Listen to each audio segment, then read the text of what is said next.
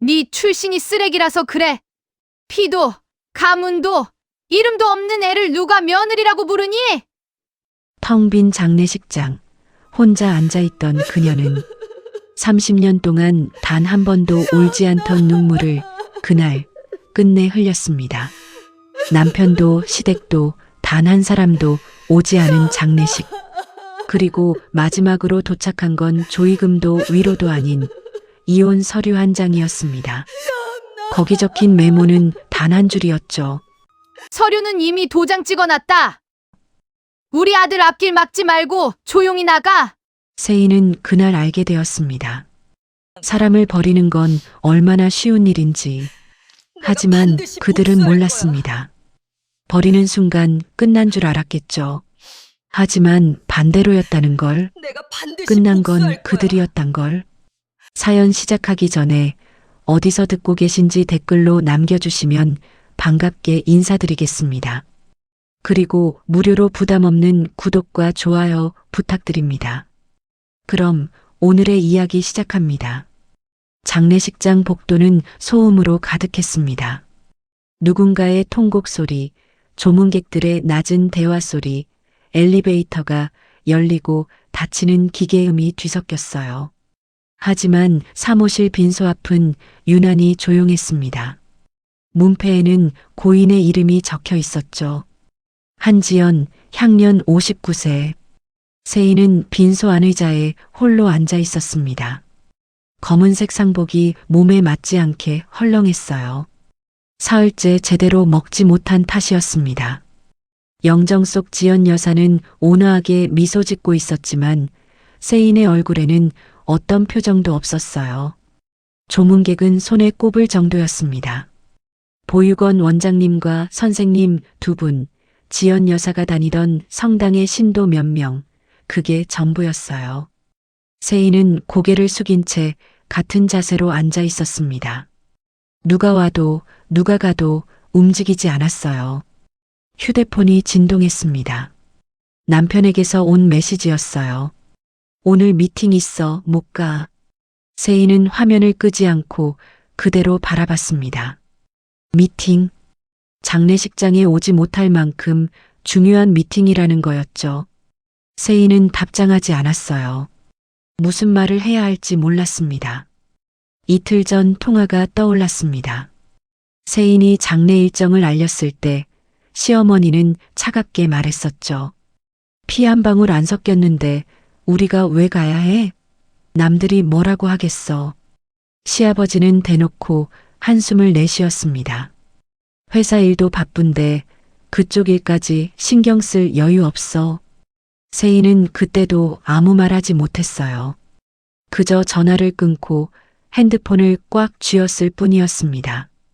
손톱이 손바닥에 파고들 정도로요. 장례 마지막 날 오후였습니다. 빈소에는 세인 혼자뿐이었어요. 성당 신도 한 분이 조용히 나가고 문이 닫히자 실내가 더욱 적막해졌습니다. 향 냄새만이 공기를 채우고 있었죠. 그때 장례식장 직원이 문을 두드렸습니다. 유족분이세요? 세인은 고개를 들었어요. 직원은 손에 택배 봉투를 들고 있었습니다. 방금 택배가 왔는데요. 받으시겠어요? 세인은 천천히 일어나 봉투를 받았습니다. 발신인 이름을 보는 순간 세인의 손이 멈췄어요. 강미경, 시어머니였습니다. 직원이 물었습니다. 여기서 여시겠어요? 아니면 나중에?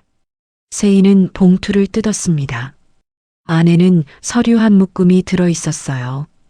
표지를 보자마자 세인의 숨이 막혔습니다. 이혼합의서. 남편의 도장이 이미 찍혀 있었고 세인의 서명란만 비어 있었어요. 서류 사이에 메모지가 끼워져 있었습니다. 시어머니의 필체였죠. 집안 이미지에 필요 없어. 깔끔하게 정리하자. 한 줄, 고작 한 줄이었습니다. 세인은 메모지를 보다가 영정 사진을 바라봤어요. 지연 여사의 미소가 흐릿하게 번졌습니다. 눈물이 아니었어요. 세인은 울지 않았습니다. 그저 숨이 막혔을 뿐이었어요. 직원이 당황한 목소리로 물었습니다. 지금 이걸 받으세요? 장례식장에서요? 세인은 대답하지 않았습니다. 서류를 다시 봉투에 넣고 의자에 앉았어요. 손이 떨리지 않았습니다. 아무 감정도 느껴지지 않았죠. 마치 세인 자신이 빈 껍데기가 된 것 같았어요. 저녁 6시 입관 시간이었습니다. 장례식장 직원 2명이 조용히 들어왔어요. 세인은 영정 앞에 무릎을 꿇고 마지막 인사를 했습니다. 관 뚜껑이 닫히는 순간 세인은 낮게 중얼거렸어요. 여기서 끝내지 않을게요. 목소리에는 분노도 슬픔도 없었습니다. 그저 차갑고 단단한 결심만이 담겨 있었죠. 빈소를 정리하고 나오는 길이었습니다. 세인은 화장실에서 휴대폰을 꺼냈어요. 문득 시댁 단톡방이 떠올랐기 때문이었습니다. 오랜만에 들어가 본 단톡방, 그런데 이상했어요. 대화 내용이 보이지 않았습니다. 세인은 설정을 확인했습니다. 그리고 깨달았죠. 세인만 강퇴당한 거였어요. 언제 나간 건지도 몰랐습니다. 아마 며칠 전 장례 일정을 알린 직후였을 거예요. 세인은 화장실 거울을 바라봤습니다. 창백한 얼굴, 핏기 없는 입술, 텅 빈 눈동자. 거울 속 세인은 낯설었어요. 하지만 이상하게도 마음이 차분했습니다. 무너지지 않았어요. 오히려 또렷해지는 기분이었죠. 세인이 장례식장을 나서려는 순간이었습니다. 복도 끝에서 양복을 입은 남자가 조문객 명단을 확인하고 있었어요. 중년의 남자는 명단을 꼼꼼히 살피더니 무언가를 수첩에 적었습니다. 그리고는 세인을 힐끗 보고는 고개를 숙여 인사했어요.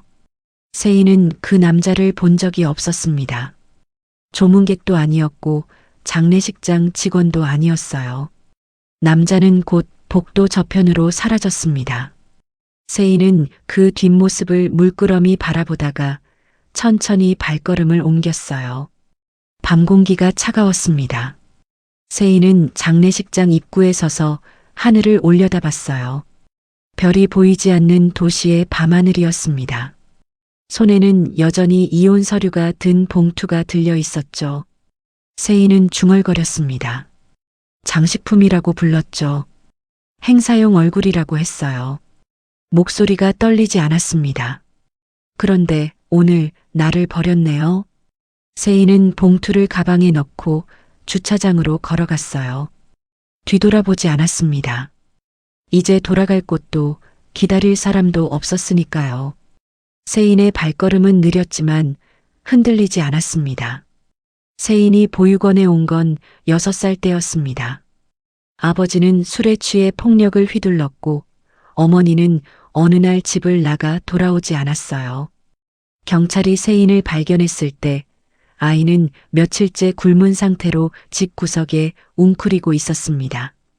보육원 선생님들은 세인에게 생일이 언제냐고 물었어요. 세인은 대답하지 못했습니다. 아버지도 어머니도 세인의 생일을 챙겨준 적이 없었거든요. 결국 보육원에 입소한 날이 세인의 생일로 기록됐습니다. 다른 아이들은 명절이면 부모가 찾아왔지만 세인을 찾는 사람은 아무도 없었어요. 세인은 창가에 앉아 밖을 바라보곤 했습니다. 누가 올 거라는 기대가 아니었어요. 그저 혼자 있는 게 익숙해져 가는 시간이었죠. 지연이 처음 보육원에 온 건 세인이 6살이 되던 해 겨울이었습니다. 지연은 성당 봉사활동으로 보육원을 방문했어요. 아이들과 함께 그림을 그리고 책을 읽어주는 자리였습니다. 지연이 복도를 지나가다 창가에 앉은 세인을 봤어요. 그 순간 지연의 발걸음이 멈췄습니다. 얼굴이 창백해지면서 입술이 떨렸어요. 세인의 얼굴이 지연의 잃어버린 딸과 너무나 닮아 있었기 때문이었습니다. 지연은 한참을 그 자리에 서 있었어요. 보육원 원장이 다가와 조심스럽게 물었습니다. 괜찮으세요? 지연은 고개를 저으며 세인에게 다가갔어요. 세인은 지연을 올려다봤습니다. 지연은 떨리는 손으로 세인의 머리를 쓰다듬었죠. 이름이 뭐니? 윤세인이요. 목소리가 작고 조용했습니다. 지연은 세인 옆에 앉아 한참을 아무 말 없이 창밖을 바라봤어요. 그날 지연은 보육원을 떠나면서 원장에게 물었습니다. 저 아이를 입양할 수 있을까요? 원장은 난처한 표정을 지었어요. 비혼이시고 단독 입양이라 심사가 까다로울 겁니다. 현실적으로 쉽지 않아요. 지연은 입술을 깨물었습니다. 하지만 포기하지 않았어요. 그럼 후원은 가능한가요? 제가 직접 돌보고 싶어요. 원장은 고개를 끄덕였습니다. 장기 후원이라면 가능합니다. 그날부터 지연은 매달 보육원을 찾아왔습니다. 처음엔 조심스러웠어요. 세인이 낯을 가릴까봐, 부담스러워할까봐 걱정했습니다. 하지만 세인은 지연을 기다리기 시작했어요. 지연은 세인을 병원에 데려가 건강검진을 받게 했습니다. 영양제를 챙겨주고 계절마다 옷을 사다 줬어요. 세인이 학교에 입학할 때는 교복과 가방, 필기구까지 모두 준비해 줬습니다. 세인이 7살이 되던 해봄이었습니다. 지연은 세인을 데리고 보육원 밖으로 나갔어요. 세인의 첫 외출이었습니다. 지연은 조용한 식당에 세인을 데려가 식사를 했어요.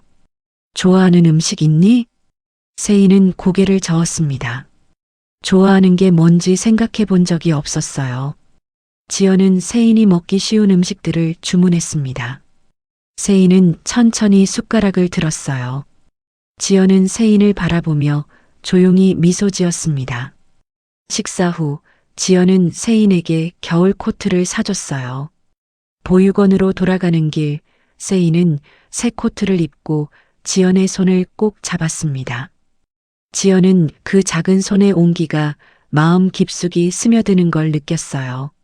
저 질문 하나만 해도 돼요? 세인이 조심스럽게 물었습니다. 지연은 세인을 내려다보며 고개를 끄덕였어요. 왜 저한테 잘해주세요? 지연은 잠시 망설이다가 대답했습니다. 내가 소중하니까. 그 이유만으론 부족하니? 세인은 아무 말 하지 않았어요. 하지만 지연의 손을 더욱 꽉 잡았습니다.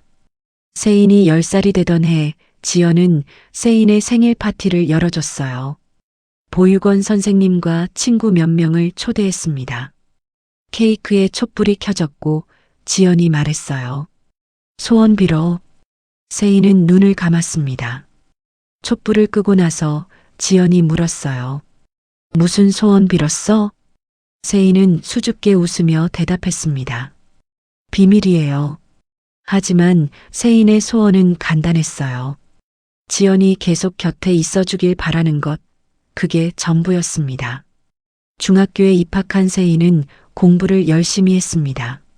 성적이 오르기 시작했어요. 모의고사 날이면 지연은 시험장 앞에서 세인을 기다렸습니다. 시험을 마치고 나온 세인을 보면 지연은 따뜻한 음료를 건네주며 말했어요. 고생했어. 잘했을 거야. 세인은 지연을 보며 웃었습니다. 지연이 있으면 무엇이든 해낼 수 있을 것 같았어요. 고등학교 시절 세인은 상위권 성적을 유지했습니다. 대학 진학을 앞둔 어느 날 지연이 세인에게 물었어요. 무엇이 되고 싶니? 세인은 잠시 생각하다가 대답했습니다. 엄마처럼 누군가를 도울 수 있는 사람이요. 지연은 세인의 손을 잡았어요. 말없이 고개를 끄덕이며 눈시울이 붉어졌습니다. 대학 합격 발표 날이었습니다. 세인은 원하던 대학에 합격했어요. 지연은 세인을 안아주며 말했습니다. 정말 자랑스러워. 그날 저녁 지연은 세인에게 편지를 건넸어요. 봉투 안에는 정성스럽게 쓴 편지가 들어 있었습니다. 세인아, 너는 혼자가 아니야. 법적으로 가족이 아니어도 내 마음속엔 내가 딸이야. 이 돈이 아니라 선택할 수 있는 힘을 남기고 싶어. 내가 원하는 삶을 살 수 있도록. 세인은 편지를 읽으며 눈물을 흘렸습니다. 지연은 세인의 등을 토닥이며 조용히 말했어요. 법적 가족은 아니어도 내가 불러주는 엄마면 돼. 그걸로 난 충분해. 세인은 지연을 꼭 안았습니다. 그날부터 세인은 지연을 엄마라고 불렀어요. 처음엔 어색했지만 점점 자연스러워졌습니다. 성인이 된 후에도 세인과 지연의 관계는 이어졌어요. 함께 살지는 않았지만 정기적으로 만나 식사를 하고 이야기를 나눴습니다. 지연은 세인의 고민을 들어주고 세인은 지연의 일상을 챙겼어요. 어느 날 지연은 변호사를 만났습니다. 입양을 하지 못했기에 법적으로 세인을 보호할 방법을 찾고 있었어요. 변호사는 신탁과 유언을 제안했습니다. 유증으로 재산을 남기실 수 있습니다. 법적 가족이 아니어도 가능해요. 지연은 고개를 끄덕이며 서류를 준비하기 시작했습니다. 세인에게는 말하지 않았어요. 세인이 부담스러워할까봐 그저 조용히 준비만 했습니다. 그렇게 세월이 흘렀습니다. 세인은 결혼을 했고 지연은 조용히 세인을 지켜봤어요. 시댁이 세인을 함부로 대한다는 걸 알았지만 지연은 참았습니다. 세인이 스스로 판단하고 선택할 때까지 기다리기로 했어요. 세인은 지금도 그날의 기억을 또렷이 간직하고 있었습니다. 보육원 창가에서 처음 지연을 만났던 순간, 첫 외출, 첫 생일 케이크, 그리고 대학 합격 날 받은 편지. 그 모든 순간이 세인에게는 가족의 의미였어요. 법적 가족은 아니었지만 세인에게 지연은 엄마였습니다. 대학 캠퍼스의 봄은 화사했습니다. 벚꽃이 흩날리는 교정을 걸으며 세인은 책을 안고 있었어요. 22살의 세인은 경영학과 수석이었습니다. 미모와 성적 모두 상위권이었고 교수들의 추천까지 받는 인재였죠. 세미나실에서 발표를 마친 세인이 나오는 길이었습니다. 복도에서 누군가 세인을 바라보고 있었어요. 도윤이었습니다. 건축학과 학생회장이던 도윤은 세인을 보는 순간 시선을 떼지 못했어요. 도윤이 다가왔습니다. 저기, 혹시 커피 한 잔 할 수 있을까요? 세인은 도윤을 올려다봤어요. 도윤의 눈빛은 진지했습니다. 세인은 잠시 망설이다가 고개를 끄덕였어요. 그날부터 둘은 자주 만나기 시작했습니다. 도서관에서 함께 공부하고 캠퍼스를 산책하며 이야기를 나눴어요. 도윤은 다정했습니다. 세인의 말을 귀 기울여 듣고 세인이 힘들어하면 위로해줬죠. 너는 정말 대단해. 혼자 이 모든 걸 해냈잖아. 도윤의 말에 세인은 수줍게 웃었습니다. 누군가 자신을 인정해준다는 게 낯설면서도 따뜻했어요. 반년 후 도윤이 세인에게 고백했습니다. 평생 지켜줄게. 내 옆에 있어줘. 세인은 도윤을 믿었습니다. 도윤의 눈빛이 진심이라고 생각했어요. 세인은 고개를 끄덕이며 도윤의 손을 잡았습니다. 하지만 1년 후 시댁과의 첫 대면은 악몽이었습니다. 강남의 고급 레스토랑, 시아버지와 시어머니는 세인을 위아래로 훑어봤어요. 시어머니의 입꼬리가 비틀어졌습니다. 보육원 출신이라고 들었는데 족보에 흠이 생기는 거 아니야? 시아버지가 잔을 내려놓으며 말했습니다. 얼굴값은 하네. 행사용으로는 쓸만하겠어. 세인은 손을 꽉 쥐었습니다. 도윤은 옆에서 입술을 깨물고 있었어요.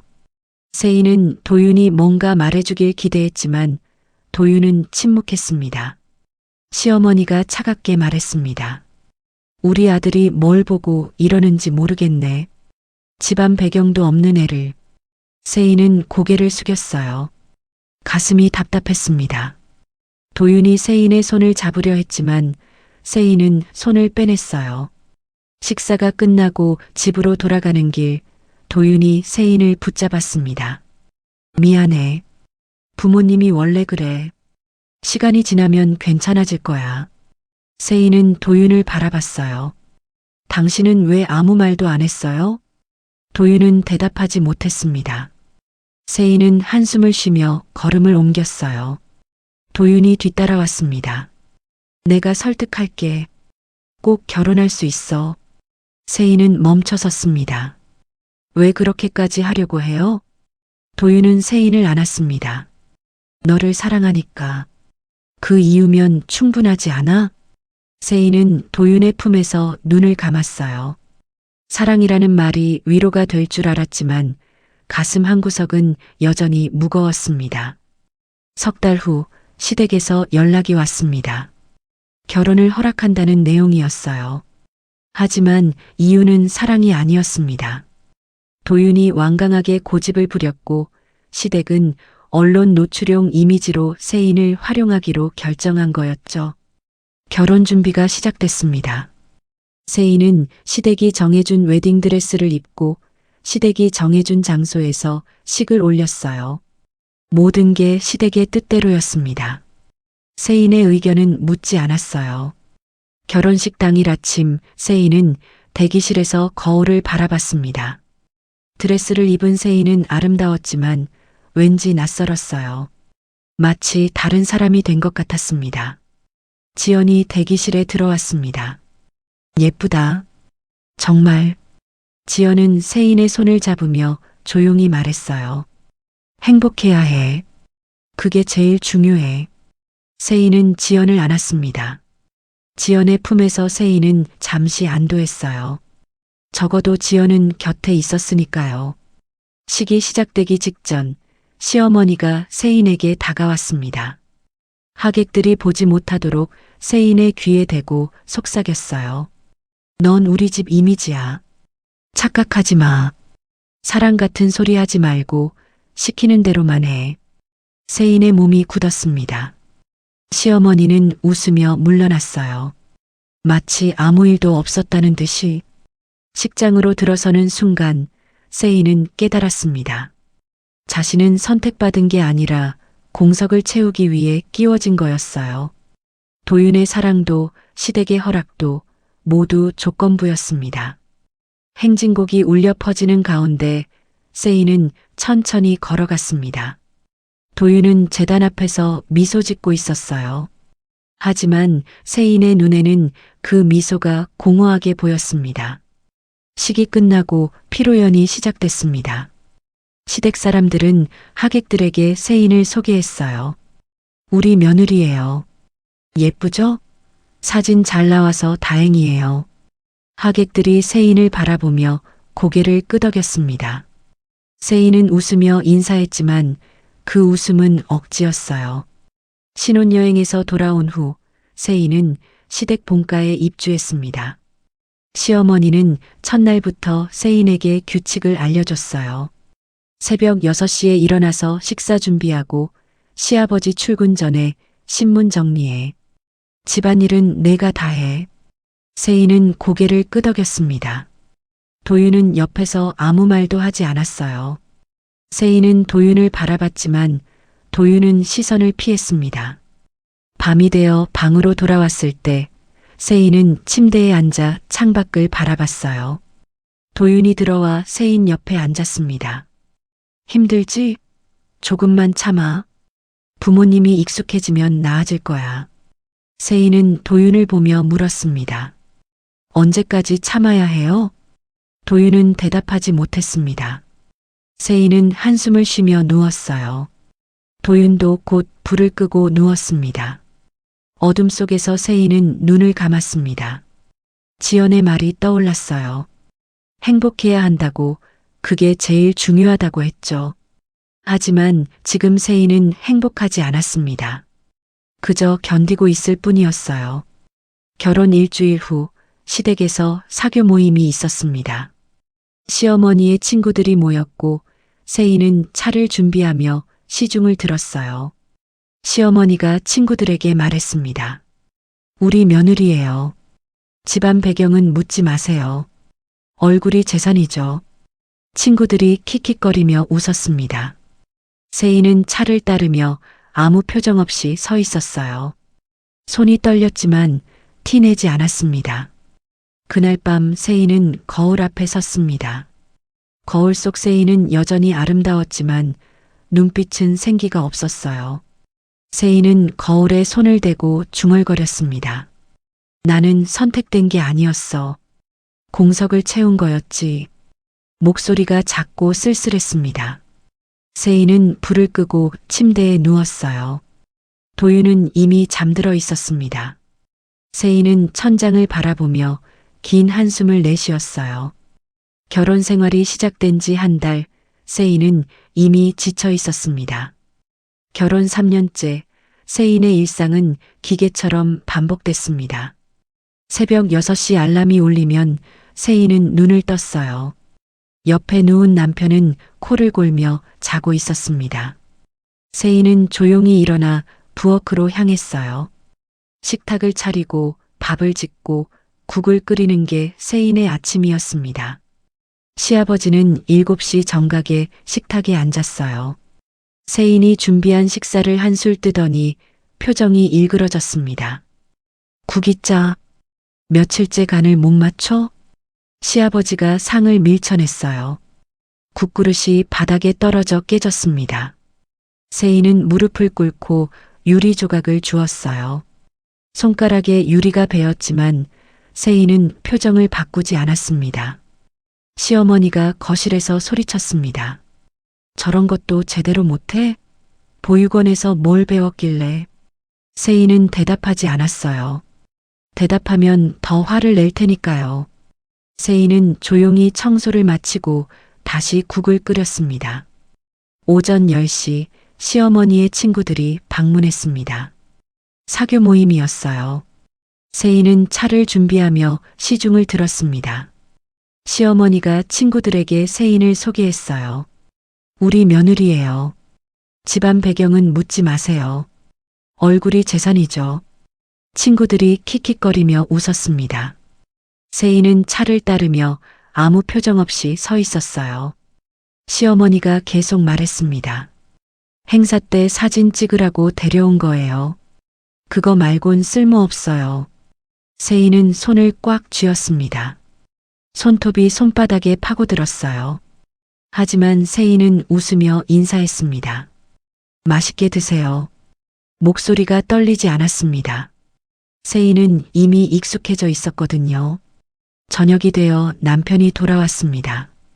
세인은 남편을 맞이하며 물었어요. 일 많았어요? 남편은 대답 없이 소파에 앉아 휴대폰을 봤습니다. 세인이 다가가려 하자 남편은 화면을 가렸어요. 피곤해. 좀 쉬자. 세인은 뒤로 물러섰습니다. 남편의 휴대폰은 늘 비밀번호로 잠겨 있었어요. 세인이 묻지 않아도 남편은 알아서 화면을 숨겼습니다. 밤 10시가 넘어서야 남편은 방으로 들어왔어요. 세인이 말을 걸려 하자 남편은 등을 돌렸습니다. 오늘은 안 돼. 내일 아침 일찍 나가야 해. 세인은 아무 말 하지 않았어요. 남편은 곧 잠들었고 세인은 어둠 속에서 천장을 바라봤습니다. 결혼 2년째 시댁에서 임신 압박이 시작됐습니다. 시어머니가 세인을 불러 앉혔어요. 결혼한 지 2년이 다 됐는데 왜 소식이 없어? 세인은 고개를 숙였습니다. 제가 노력하고 있어요. 시어머니가 차갑게 웃었습니다. 노력? 그게 노력이야? 아니면 문제가 있는 거 아니야? 세인은 입술을 깨물었어요. 시어머니가 계속 말했습니다. 병원 가봐. 혹시 내가 문제 있는 거 아니야? 세인은 병원에 갔습니다. 검사 결과는 정상이었어요. 의사가 말했습니다. 부인 쪽은 문제가 없으세요. 남편분도 검사 받아보시는 게 좋겠어요. 세인은 남편에게 검사를 권했습니다. 하지만 남편은 거부했어요. 난 괜찮아. 내가 스트레스 받아서 그런 거야. 세인이 다시 말하려 하자 남편은 짜증을 냈습니다. 그만해. 나한테 문제 있다고 생각하는 거야? 세인은 입을 다물었어요. 남편은 그날 밤 집에 들어오지 않았습니다. 시댁에서는 세인을 문제로 몰아갔습니다. 시어머니가 말했어요. 고아 출신이라 그런 거 아니야? 유전적으로 뭐 문제 있는 거 아니야? 시아버지도 한마디 거들었습니다. 족보도 모르는 집안이니 뭐가 섞였을지 누가 알아? 세인은 아무 말하지 못했습니다. 가슴이 답답했지만 눈물은 나오지 않았어요. 세인은 이미 울 힘조차 없었습니다. 어느 날 세인은 집안에서 낯선 향수 냄새를 맡았습니다. 남편의 옷에서 났어요. 달콤하고 진한 향이었습니다. 세인이 남편에게 물었어요. 이 향수 어디서 난 거예요? 남편은 당황한 표정으로 대답했습니다. 회사에서 누가 뿌린 거 묻었나 봐. 세인은 더 묻지 않았어요. 하지만 그날 이후로도 같은 향이 계속 났습니다. 주차장에서 세인은 낯선 차를 봤습니다. 남편이 타고 내리는 걸 본 적 없는 차였어요. 세인이 남편에게 물었습니다. 저 차 누구 거예요? 남편은 시선을 피하며 대답했습니다. 회사 동료 차야. 그냥 태워다 준 거야. 세인은 고개를 끄덕였어요. 하지만 가슴 한구석이 무거웠습니다. 결혼 3년째 지연에게서 연락이 왔습니다. 위독하다는 소식이었어요. 세인은 시댁에 알렸습니다. 엄마가 많이 아프세요. 병원에 가봐야 해요. 시어머니가 차갑게 대답했습니다. 피 한 방울 안 섞였는데 우리가 왜 가야 해? 내 혼자가. 세인이 남편을 바라봤어요. 남편은 시선을 피했습니다. 나도 회사 일이 있어서. 시아버지가 한마디 거들었습니다. 우리가 뭐하러 가? 남들이 뭐라고 하겠어. 세인은 혼자 병원으로 갔습니다. 지연은 병상에 누워 있었어요.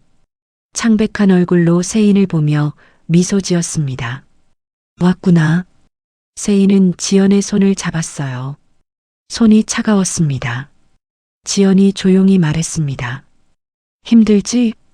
세인은 고개를 저었습니다. 괜찮아요. 하지만 지연은 알고 있었어요. 세인의 눈빛이 예전과 달랐습니다. 지연이 세인의 손을 꽉 쥐며 말했어요. 억울하게 살지 마. 내가 너를 지켜. 세인은 눈물이 흐를 것 같았지만 참았습니다.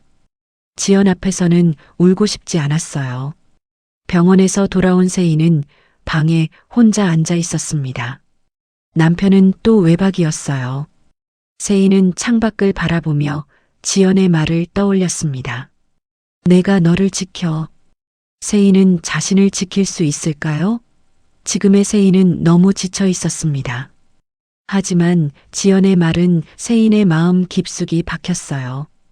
다음 날 시댁에서 식사 자리가 있었습니다. 시어머니가 세인에게 말했어요. 요즘 내가 밥을 못하는 것 같아. 입맛이 없어. 세인이 대답하려 하자 시어머니가 손을 저었습니다. 말 안 해도 돼. 넌 원래 그런 거니까. 세인은 입을 다물었어요. 시아버지가 덧붙였습니다. 결혼시켜준 게 어딘데. 감사할 줄 알아야지. 세인은 고개를 숙였습니다. 식사가 끝나고 세인은 설거지를 했어요. 손이 차가운 물에 담겨 있었지만 세인은 아무것도 느끼지 못했습니다. 밤이 깊어갔습니다. 남편은 여전히 돌아오지 않았어요. 세인은 침대에 누워 천장을 바라봤습니다.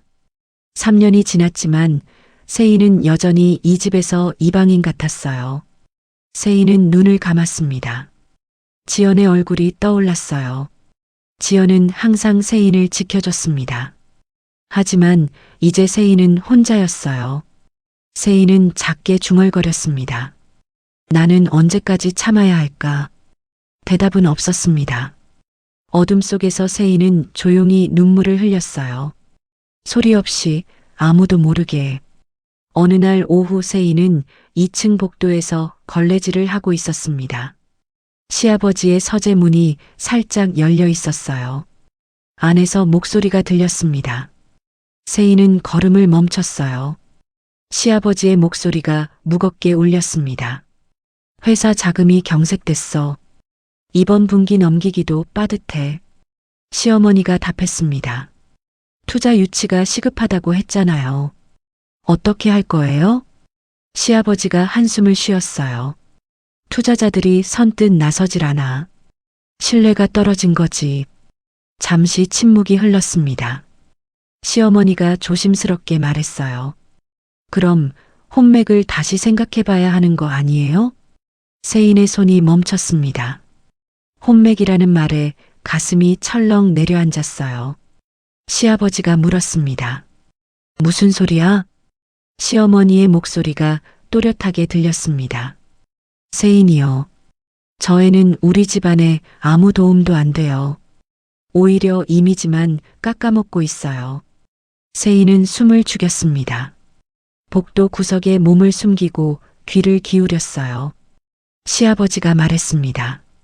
그래도 이미 결혼했는데. 시어머니가 날카롭게 받아쳤습니다. 이혼시키면 되죠. 법적으로 문제 없어요. 그리고 새로운 며느리를 드리는 거예요. 세인의 입술이 바짝 말랐습니다. 손에 든 걸레에서 물이 뚝뚝 떨어졌어요. 시어머니가 계속 말했습니다. 저도 이미 알아봤어요. 하예린이라고 재벌 3세예요. 글로벌 벤처 캐피탈 쪽에 연줄이 탄탄해요. 시아버지의 목소리가 조금 밝아졌습니다. 하 회장 딸? 네. 언론 친화적이고 집안 배경도 흠없어요. 이번엔 제대로 된 며느리를 드려야죠. 세인은 벽에 등을 기댔습니다. 다리에 힘이 풀렸어요. 교체? 자신을 교체하는 거였습니다. 시아버지가 물었습니다. 도윤이는 동의할까? 시어머니가 비웃듯 말했습니다. 어차피 세인한테 정 떨어진 지 오래예요. 밤마다 집에도 안 들어오잖아요. 예린이 쪽이 훨씬 나아요. 세인의 가슴이 무너져 내렸습니다. 남편도 알고 있었던 거였을까요? 자신을 버릴 거라는 걸. 시아버지가 말했습니다. 그럼 일단 예린이를 만나보자고. 조심스럽게 진행해. 알았어요. 다음 주에 식사 자리 마련할게요. 문이 열리는 소리가 들렸습니다. 세인은 황급히 복도를 빠져나갔어요. 세탁실로 들어가 문을 닫았습니다. 세인은 벽에 기대어 천천히 주저앉았어요.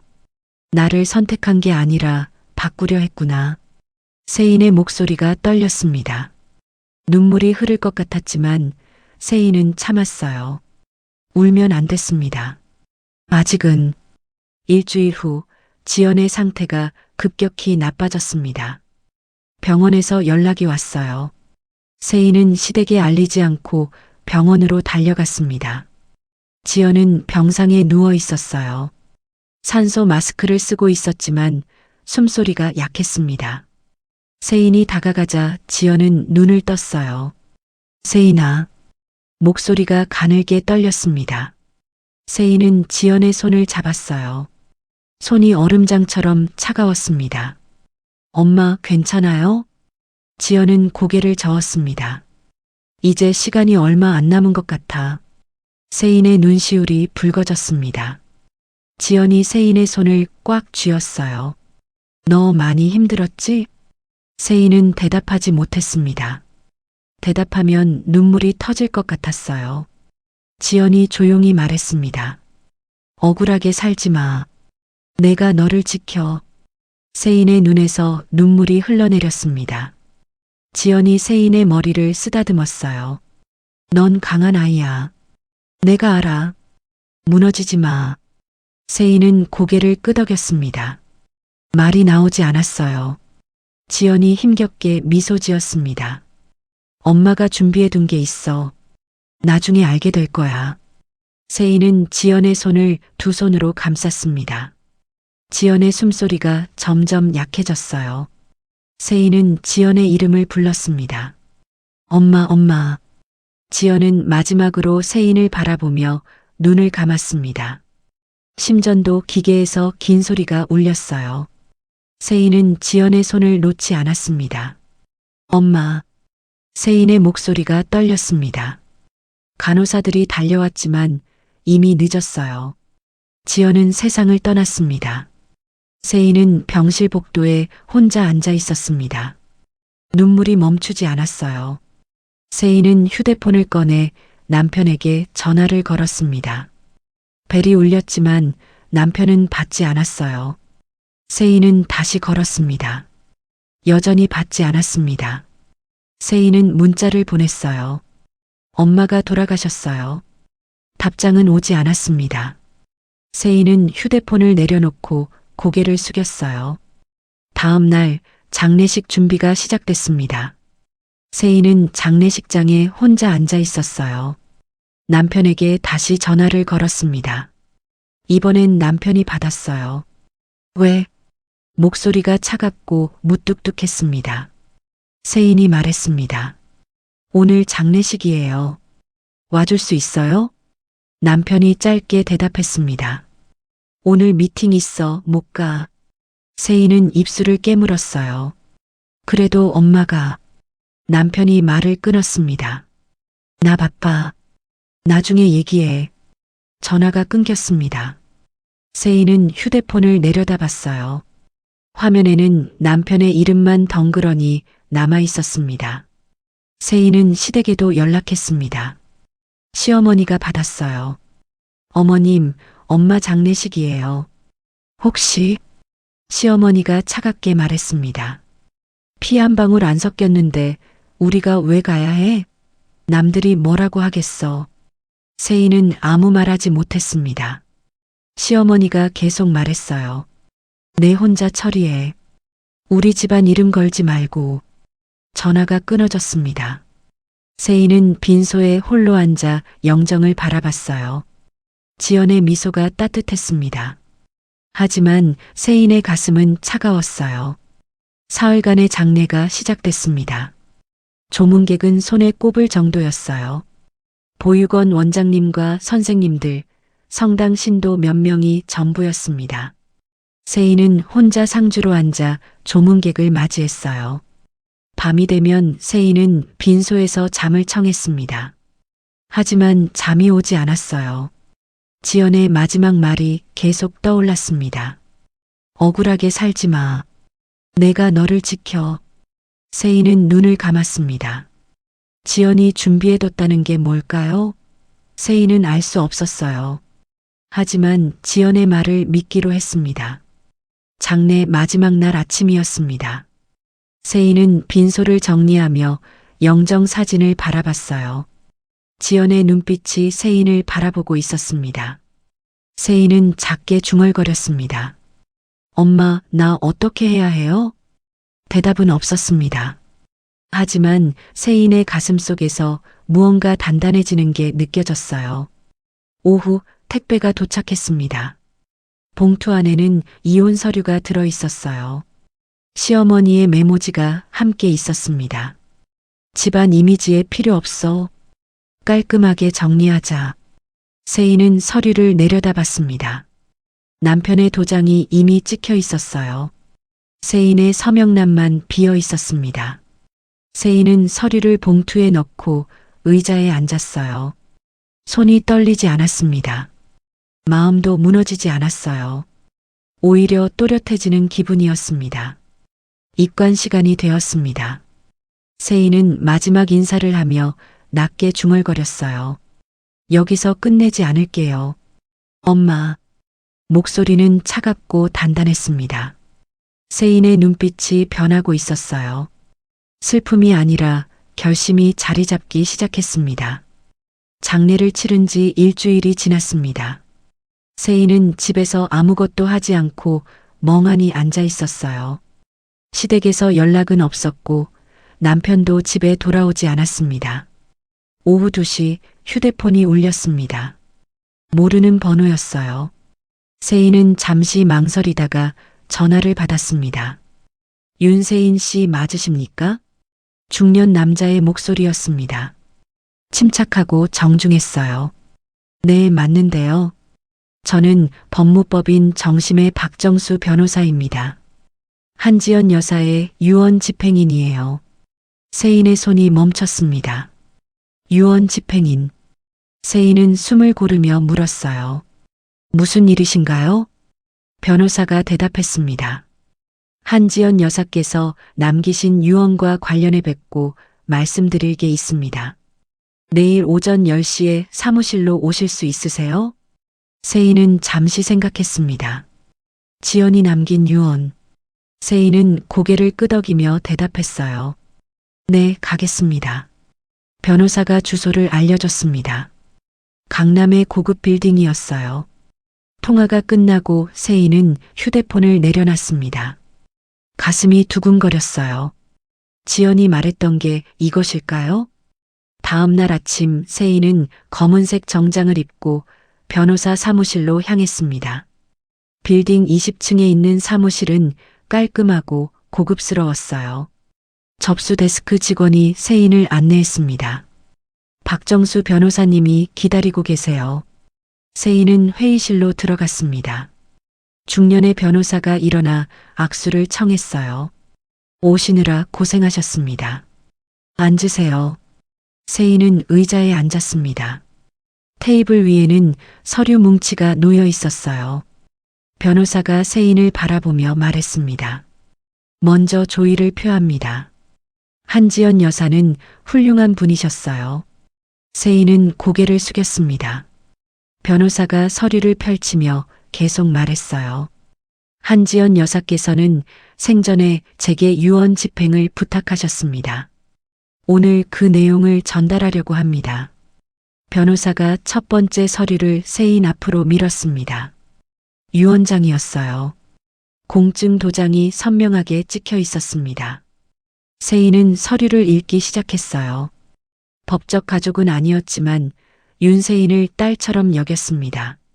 제 전 재산을 윤세인에게 유증합니다. 세인의 손이 떨렸습니다. 전 재산. 세인은 변호사를 바라봤어요. 이게 무슨 뜻이에요? 변호사가 두 번째 서류를 꺼냈습니다. 신탁 서류였어요. 한지연 여사께서는 10년 전부터 신탁을 준비하셨습니다. 본인 명의의 자산을 세인 씨에게 이전하는 절차를 밟으셨어요. 세인은 서류를 내려다봤습니다. 신탁 내용이 빼곡하게 적혀 있었어요. 변호사가 세 번째 서류를 꺼냈습니다. 등기부등본이었어요. 이게 가장 중요한 서류입니다. 변호사가 등기부등본을 세인 앞에 놓았습니다. 세인은 서류를 읽었어요. M타워, 강남 핵심 상업지구의 대형 빌딩. 소유자 이름이 적혀 있었습니다. 윤세인. 세인의 얼굴이 창백해졌습니다. 변호사가 조용히 설명했어요. M타워는 현재 시가 1조 원 규모의 상업 빌딩입니다. 그 건물 전체가 세인 씨 소유예요. 세인은 말을 잇지 못했습니다. 1조 원. 상업 빌딩. 자신의 소유. 믿을 수 없었어요. 어떻게, 이게 제 거예요? 변호사가 차분하게 대답했습니다. 한지연 여사께서는 20년 전 그 건물을 매입하셨습니다. 처음엔 법인 명의였고 10년 전 개인 명의로 전환하셨어요. 그리고 작년에 세인 씨 명의로 이전하셨습니다. 세인은 서류를 다시 봤습니다. 소유권 이전 날짜가 작년 6월로 적혀 있었어요. 왜 제게 말씀 안 하신 거예요? 변호사가 말했습니다. 한지연 여사께서는 세인 씨가 부담스러워할까봐 비밀로 하셨다고 하셨어요. 유언 집행 시점에 알려달라고 하셨습니다. 세인의 눈시울이 붉어졌습니다. 지연은 조용히 모든 걸 준비해둔 거였어요. 세인이 알지 못하게. 변호사가 네 번째 서류를 꺼냈습니다. 그런데 여기서 중요한 문제가 있습니다. 세인은 변호사를 바라봤어요. 변호사가 진지한 표정으로 말했습니다. 현재 M타워에는 여러 기업이 입주해 있습니다. 그 중에 한민건설이 있어요. 세인의 심장이 뛰었습니다. 한민건설. 시댁회사였어요. 변호사가 계속 말했습니다. 한민건설은 13층 전체를 임대하고 있습니다. 그런데 문제가 있어요. 변호사가 서류를 펼쳤습니다. 관리비 체납 내역서였어요. 관리비를 4억 원 체납했습니다. 2년째예요. 세인은 숨을 멈췄습니다. 4억 원 체납. 변호사가 5번째 서류를 꺼냈어요. 그리고 더 심각한 문제가 있습니다. 불법 전대가 3건 적발됐어요. 세인은 서류를 봤습니다. 불법 전대 적발 내역이 적혀 있었어요. 변호사가 설명했습니다. 한민건설이 임대한 공간을 무단으로 다른 업체에 재임대했습니다. 계약 위반이에요. 세인의 머릿속이 복잡해졌습니다. 변호사가 조용히 말했어요. 쉽게 말하면 무단 전대와 체납은 법적으로 즉시 퇴거 사유가 됩니다.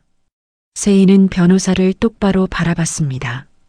변호사가 계속 말했어요. 세인 씨가 원하시면 한민건설을 건물에서 퇴거시킬 수 있어요. 법적 근거가 충분합니다. 세인은 서류를 내려다봤습니다. M타워, 자신의 건물, 시댁이 입주한 건물, 그리고 시댁은 불법을 저지르고 있었어요. 시댁에서는 이 사실을 알까요? 변호사가 고개를 저었습니다. 소유권 변경 통지는 갔습니다. 하지만 한민건설 측에서 무시한 것 같아요. 예전이랑 같겠지 하고 행정 처리를 안 한 거죠. 세인은 손으로 얼굴을 감쌌습니다. 믿을 수 없었어요. 지연은 이 모든 걸 준비해뒀던 거였습니다. 세인을 지킬 무기를 변호사가 물었습니다. 어떻게 하시겠어요? 법적 조치를 원하시면 바로 진행할 수 있습니다. 세인은 잠시 침묵했습니다. 마음속에서 무언가 차갑게 얼어붙는 게 느껴졌어요. 지연의 마지막 말이 떠올랐습니다. 억울하게 살지 마. 내가 너를 지켜. 세인은 변호사를 바라보며 천천히 말했습니다. 조금 더 알아봐야 할 것 같아요. 시댁회사 일정 같은 거요. 변호사가 고개를 끄덕였습니다. 알겠습니다. 필요하신 정보 있으면 언제든 연락 주세요. 세인은 서류를 챙겨 들었어요. 유언장, 신탁서류, 등기부등본, 체납 내역, 불법 전대 증거. 모든 게 세인의 손에 들어왔습니다. 사무실을 나와 엘리베이터에 탔습니다. 거울에 비친 세인의 얼굴은 창백했지만 눈빛은 달라져 있었어요. 더 이상 무너진 사람의 눈이 아니었습니다. 건물 밖으로 나와 하늘을 올려다봤습니다. 구름 사이로 햇살이 비쳤어요. 세인은 서류 봉투를 꽉 쥐었습니다. 이제 내가 선택한다. 세인의 목소리는 낮고 단단했습니다. 떨림도 망설임도 없었어요. 세인은 천천히 걸음을 옮겼습니다. 이제 게임의 규칙이 바뀐 거였어요. 세인은 차에 올라 시동을 걸었습니다. 핸들을 잡은 손이 흔들리지 않았어요. 세인은 룸미러를 보며 자신의 눈을 바라봤습니다. 그 눈 속에는 결심이 타오르고 있었어요. 지연이 남긴 건 돈이 아니었습니다. 선택할 수 있는 힘이었어요. 그리고 세인은 이제 그 힘을 어떻게 쓸지 알고 있었습니다. 세인은 차를 출발시켰습니다. 집으로 가는 길 세인의 입가에 처음으로 미소가 번졌어요. 차갑고 통제된 미소였습니다. 변호사 사무실을 나온 다음 날 세인은 다시 박정수 변호사를 찾았습니다. 이번엔 서류를 들고 온 게 아니었어요. 계획을 세우러 온 거였습니다. 회의실에 마주 앉은 세인과 변호사, 테이블 위에는 노트북과 달력이 펼쳐져 있었어요. 세인이 먼저 입을 열었습니다. 한민건설 일정 좀 알 수 있을까요? 변호사가 고개를 끄덕이며 노트북을 열었습니다. 이사회가 다음 주 금요일 오후 2시에 있어요. M타워 13층 대회의실에서요. 세인은 달력을 확인했습니다. 변호사가 계속 말했어요. 그날이 특별한 날인 것 같더라고요. 언론 초대도 있고 대규모 행사 같았어요. 세인이 물었습니다. 무슨 행사인데요? 변호사가 화면을 돌려 세인에게 보여줬습니다. 한민건설 홈페이지에 공지가 떠 있었어요. 이사회와 함께 중요한 발표가 있다는 내용이었습니다. 세인은 화면을 보다가 시어머니에게 온 문자를 떠올렸어요. 다음 주 예린이랑 상견례. 세인은 입술을 깨물었습니다. 약혼 발표네요. 예린이랑. 변호사가 눈썹을 치켜 올렸습니다. 그럼 이사회와 약혼 발표를 같은 날 하는 건가요? 세인은 고개를 끄덕였어요. 시댁은 한민건설의 미래와 새로운 며느리를 동시에 발표하려는 거였습니다. 언론을 모아놓고 화려하게. 세인은 천천히 미소 지었습니다. 차갑고 단단한 미소였어요. 그날로 하죠. 변호사가 세인을 바라봤습니다. 확실하신가요? 세인은 변호사의 눈을 똑바로 봤어요. 내가 가장 무력했던 날 버린 사람들이에요. 그들의 가장 자랑스러운 날에 끝내고 싶어요. 변호사는 잠시 침묵했습니다. 세인의 목소리는 떨리지 않았어요. 오히려 너무나 침착했습니다.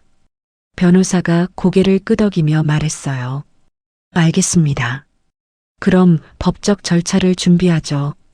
둘은 치밀하게 계획을 짰습니다. 먼저 통보 서류를 준비했어요.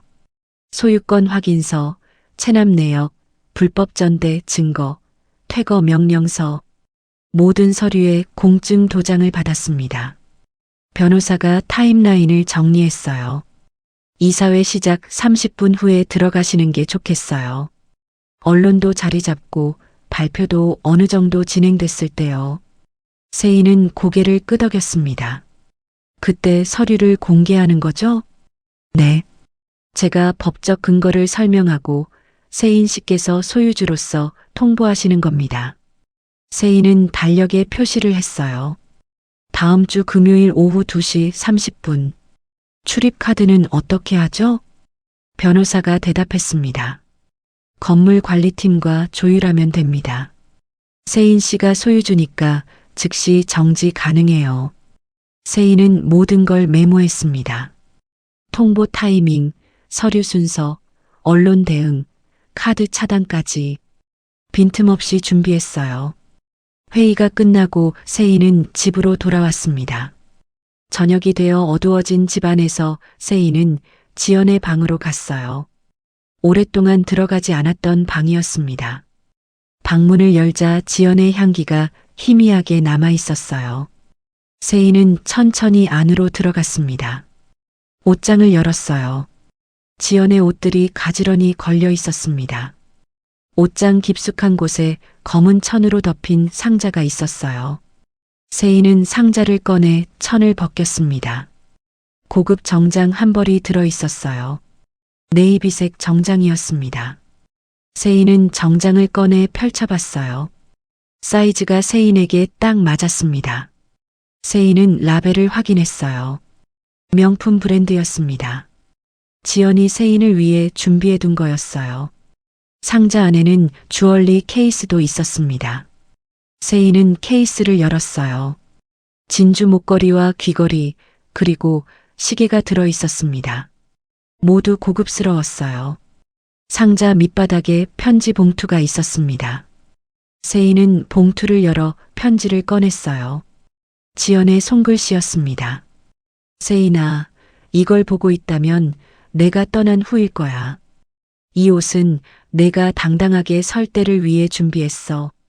날 감추기 위한 게 아니라 일으키기 위해서야. 넌 충분히 강해. 사랑해. 세인의 눈에서 눈물이 흘러내렸습니다. 지연은 모든 걸 알고 있었어요. 세인이 언젠가 일어설 날을 위해 이 모든 걸 준비해뒀던 거였습니다. 세인은 편지를 가슴에 안았어요. 한참을 그렇게 서 있다가 천천히 정장을 입어봤습니다. 거울 앞에 선 세인은 달라 보였어요. 더 이상 무력한 며느리가 아니었습니다. 다음 날 세인은 M타워 관리 사무실을 찾았습니다. 건물 시설팀장을 만났어요. 중년의 남자는 세인을 보고 당황한 표정을 지었습니다. 소유주님이세요? 세인은 고개를 끄덕이며 신분증과 등기부등본을 보여줬어요. 네. 윤세인입니다. 팀장은 서류를 확인하고는 허리를 숙여 인사했습니다. 죄송합니다. 미처 몰랐습니다. 세인은 차분하게 말했습니다. 다음 주 금요일 오후 2시 30분 13층 한민건설 출입 카드를 정지해 주세요. 팀장이 놀란 표정을 지었어요. 카드 정지요? 세인은 체납 내역과 불법 전대 증거를 보여줬습니다. 법적 근거가 있어요. 즉시 정지 가능하죠? 팀장은 서류를 확인하고 고개를 끄덕였습니다. 네, 가능합니다. 시스템으로 바로 정지할 수 있어요. 세인은 만족스럽게 미소 지었어요. 그날 오후 2시 30분 정각에 해주세요. 정확한 시간이 중요해요. 팀장은 메모를 하며 대답했습니다. 알겠습니다. 세인은 법무팀도 만났습니다. 건물 법무팀장에게 상황을 설명하고 당일 동행을 요청했어요. 법무팀장은 서류를 검토한 후 동의했습니다. 소유주님의 정당한 권리예요. 저희가 법적으로 지원하겠습니다. 모든 준비가 끝났습니다. 세인은 M타워 옥상으로 올라갔어요. 옥상 문을 열고 나가자 서울의 야경이 펼쳐졌습니다. 수많은 빌딩의 불빛이 반짝이고 있었어요. 세인은 난간에 기대어 도시를 내려다봤습니다. 저 아래 어딘가에 시댁이 있었어요. 지금쯤 예린과의 상견례를 준비하고 있겠죠. 세인을 완전히 지워버리고 세인은 작게 중얼거렸습니다. 이제 이 건물은 내 무대야. 바람이 세인의 머리카락을 흩날렸습니다. 세인은 눈을 감고 깊게 숨을 들이마셨어요. 긴장되지 않았습니다. 오히려 고요했어요. 세인은 휴대폰을 꺼내 달력을 확인했습니다. 금요일까지 나흘이 남았어요. 나흘 후면 모든 게 끝날 거였습니다. 아니, 시작될 거였어요. 세인은 옥상에서 내려와 차에 올랐습니다. 시동을 걸고 집으로 향했어요.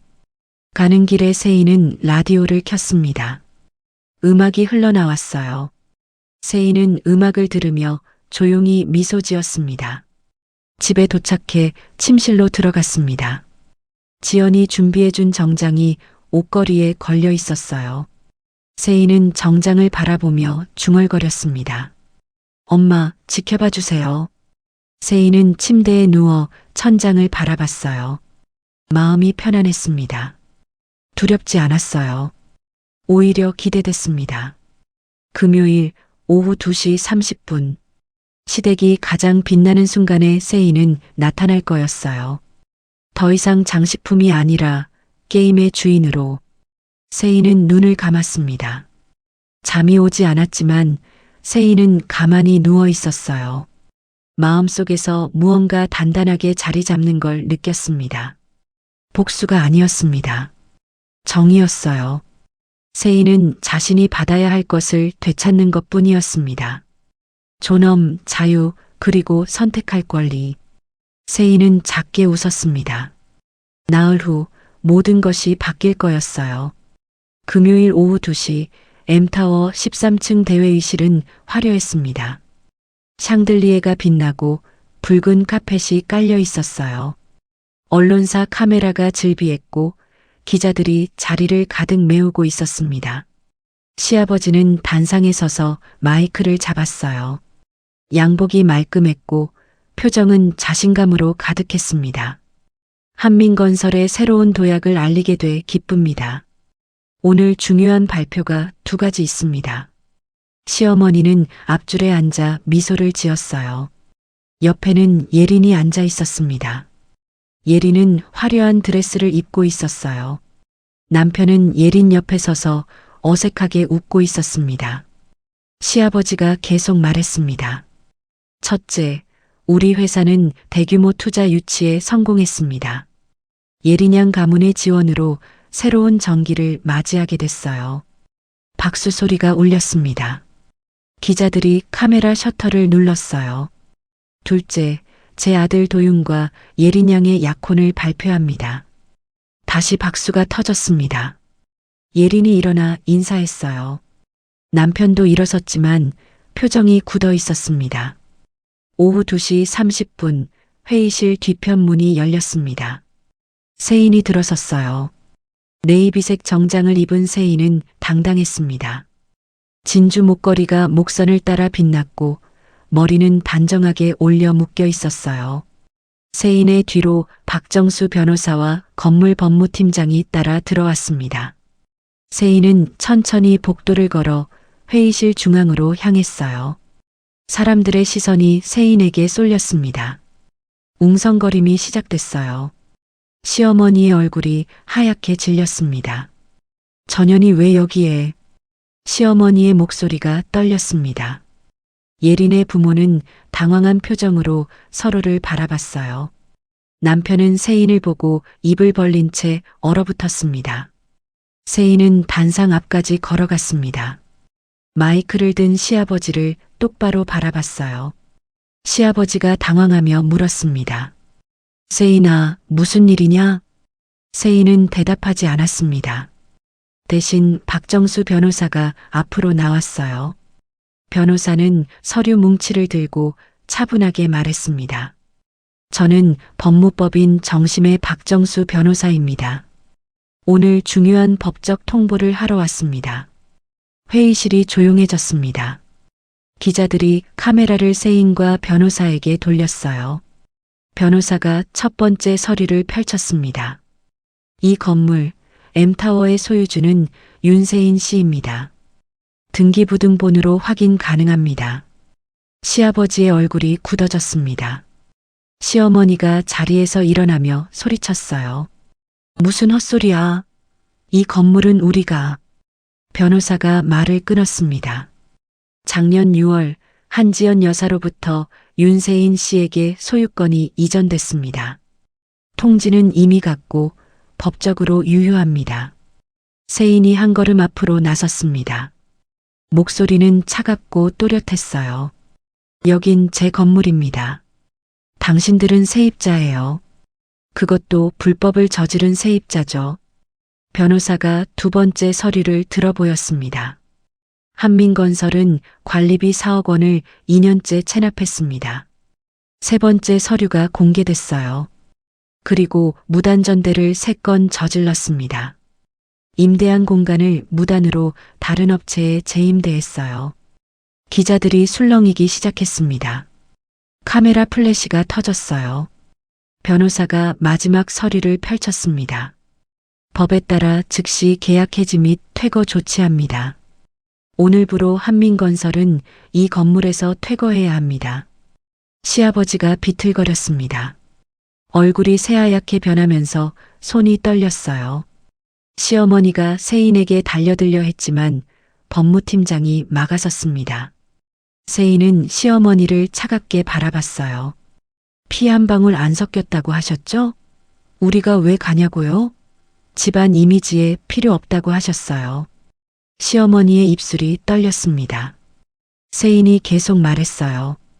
그 말 다 들었어요. 이제 당신들이 필요 없어요. 나한테요. 세인이 손을 들었습니다.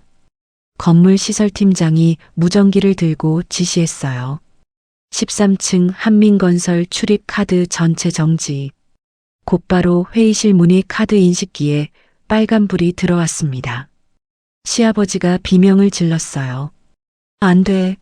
서버실의 중요한 파일이. 법무팀장이 차분하게 말했습니다. 필요한 개인 물품은 일주일 내 수거 가능합니다. 단 건물 보안팀 동행하에서만요. 남편이 세인에게 다가왔습니다. 무릎을 꿇으며 세인의 손을 잡으려 했어요. 세인, 미안해. 나 잘못했어. 돌이킬 수 있을까? 세인은 손을 빼냈습니다. 남편을 내려다보며 조용히 말했어요. 난 버려진 게 아니에요. 벗어난 거예요. 남편의 얼굴이 무너졌습니다. 세인은 남편을 지나쳐 예린에게 다가갔어요. 예린은 창백한 얼굴로 세인을 바라봤습니다. 세인이 말했습니다. 축하 말씀드렸었죠? 좋은 일 있을 거라고 하셨잖아요. 예린은 대답하지 못했습니다. 예린의 부모가 급히 자리에서 일어났어요. 예린 아버지가 차갑게 말했습니다. 우리는 이런 집안이랑 연 맺을 생각 없소. 약혼은 없던 일로 하시오. 예린 가족은 황급히 회의실을 나갔습니다. 예린이 울먹이며 따라갔어요. 시아버지가 가슴을 움켜쥐며 쓰러졌습니다. 사람들이 놀라 소리를 질렀어요. 시어머니가 시아버지에게 달려가며 오열했습니다. 여보, 정신 차려요. 기자들은 미친 듯이 사진을 찍었습니다. 헤드라인이 실시간으로 터져나갔어요. 한민건설 사기, 불법 전대, 관리비 체납, 약혼 파탄. 세인은 모든 광경을 차갑게 바라봤습니다. 변호사가 세인에게 조용히 말했어요. 구급차가 오고 있습니다. 세인은 고개를 끄덕였습니다. 시어머니가 바닥에서 세인을 올려다봤어요. 눈물로 범벅이 된 얼굴이었습니다. 제발 이러지 마. 우리 집안이 무너져. 세인은 시어머니를 내려다보며 말했습니다. 집안 이미지 지키고 싶으셨죠? 이제 당신들 이미지가 어떻게 되는지 보세요. 세인은 가방에서 이혼 서류를 꺼냈습니다. 장례식 날 받았던 그 서류. 세인은 서류를 테이블 위에 던졌습니다. 이혼 서류요? 서명은 내가 원할 때 할게요. 지금은 당신들이 나갈 때예요. 세인은 돌아서서 회의실을 나갔습니다. 뒤를 돌아보지 않았어요. 박정수 변호사와 법무팀장이 세인을 따라 나갔습니다. 복도를 걸으며 세인은 깊게 숨을 들이마셨습니다. 손이 떨리지 않았어요. 가슴이 뛰었지만 두려움이 아니었습니다. 해방감이었어요. 엘리베이터를 타고 내려가며 변호사가 물었습니다. 괜찮으세요? 세인은 고개를 끄덕이며 웃었습니다. 진심 어린 미소였어요. 네. 이제야 괜찮아요. 건물 밖으로 나가자 기자들이 몰려들었습니다. 세인은 카메라를 똑바로 바라보며 당당하게 걸었어요. 플래시가 터졌지만 세인은 흔들리지 않았습니다. 차에 올라 시동을 걸었습니다. 룸미러로 M타워를 바라봤어요. 저 건물은 이제 세인의 것이었습니다. 그리고 세인은 그 권리를 지켜냈어요. 세인은 차를 출발시켰습니다. 가는 길에 하늘을 올려다봤어요. 구름 사이로 햇살이 따뜻하게 비치고 있었습니다. 그날 이후 석 달이 흘렀습니다. 한민건설에 대한 뉴스가 연일 쏟아졌어요. 관리비 4억 원 체납, 불법 전대, 투자 사기 의혹. 언론은 시댁을 집중 조명했습니다. 한민건설 주가는 폭락했어요. 투자자들이 등을 돌렸고 거래처들이 계약을 해지했습니다. 시아버지는 회사 매각을 추진했지만 아무도 사려 하지 않았어요. 결국 회사는 상장 폐지 위기에 몰렸습니다. 세인은 뉴스를 보며 조용히 차를 마셨습니다. 복수가 아니었어요. 그들이 저지른 일의 대가였습니다. M타워는 정상화됐습니다. 세인은 건물 관리를 투명하게 재정비했어요. 체납된 관리비를 회수하고 불법 전대를 정리했습니다. 새로운 입주사들이 들어왔고 건물은 안정적인 수익을 냈어요. 세인은 박정수 변호사와 다시 만났습니다. 이번엔 새로운 계획을 논의하기 위해서였어요. 회의실 테이블 위에는 재단 설립 서류가 놓여 있었습니다. 한지연 재단으로 이름 짓고 싶어요. 세인의 목소리는 단단했습니다. 변호사가 고개를 끄덕이며 서류를 펼쳤어요. 재단의 목적은 무엇으로 하시겠어요? 세인은 잠시 생각하다가 대답했습니다. 보육원 아이들, 한부모 가정, 학대 피해자 지원이요. 장학금, 주거 지원, 법률 상담까지 제공하고 싶어요. 변호사가 메모를 하며 물었습니다.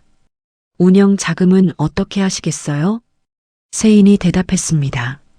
M타워 임대 수익의 30%를 재단에 기부할게요. 매년요. 변호사는 놀란 표정을 지었습니다.